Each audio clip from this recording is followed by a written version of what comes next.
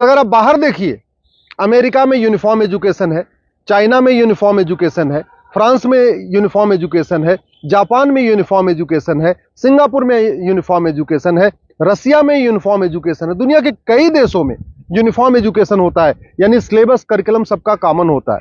हमारे देश में सिलेबस अलग अलग चल रहे हैं, करिकुलम अलग अलग चल रहे हैं। इसके कारण बच्चा कितना भी अच्छा हो पढ़ने में, बिना कोचिंग के वो इंजीनियरिंग क्वालिफाई नहीं कर पाता। क्योंकि वो यूपी बोर्ड का बच्चा कितना भी अच्छा हो एक्सपर्ट पढ़ने में, लेकिन पेपर जो सेट हुआ वो तो सीबीएसई के पैटर्न पे हुआ, तो फिर वो क्वालिफाई नहीं कर पाता। अल्टीमेटली उसको कोचिंग करना पड़ता है। और मैंने ये भी कोर्ट को कहा है कि ये कोचिंग माफियाओं के दबाव में ही वन नेशन वन एजुकेशन लागू नहीं हो रहा है।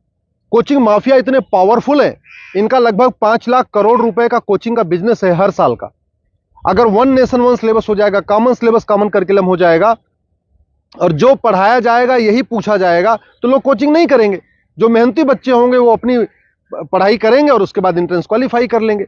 लेकिन ये कोचिंग माफियाओं ने ऐसा सिस्टम बना दिया है कि पहली बात तो वन नेशन वन सिलेबस नहीं होने दे रहे, वन नेशन वन एजुकेशन नहीं होने दे रहे, और दूसरा जो 10वीं 12वीं में पढ़ाया जाता है वो एंट्रेंस एग्जाम में पूछा नहीं जाता, जो एग्जाम में पूछा जाता है वो 10वीं 12वीं में पढ़ाया नहीं जाता। इसका मेन ये कारण है कि कोचिंग माफियाओं ने पूरे हमारे एजुकेशन सिस्टम को हाईजैक किया हुआ है।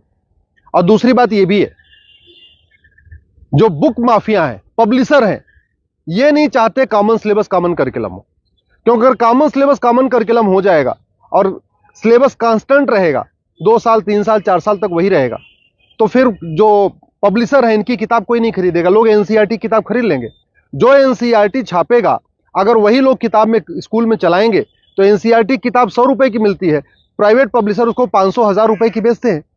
तो बुक माफिया नहीं चाहते कि कॉमन सिलेबस कॉमन करिकुलम हो, एनसीईआरटी किताब हर जगह लागू हो।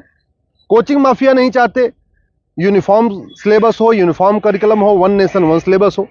और स्कूल माफिया नहीं चाहते कि one nation one education board हो।